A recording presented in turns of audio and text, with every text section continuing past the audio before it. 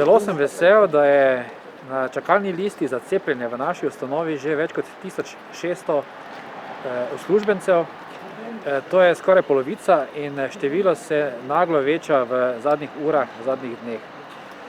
Pravkar sem bila cepljena in je to en del vrnitve v normalno življenje, v skrbi zase, v skrbi za svoje najbližje, da bomo lahko tudi mi kot naša ustanova prišli v normalno delovanje.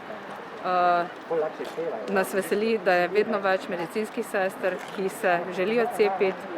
Sam sem bil pravkar cepljen, to jemljem kot privilegij, kot nekakšna vrata, ki se odpirajo v normalno življenje in tudi normalno življenje v naši bolnišnici, da bomo lahko pričeli delati tisto, kar delamo pravzaprav ves čas, zdravimo ljudi, ne samo COVID bolnikov, ampak tudi vse ostale, tako kot si to zaslužijo.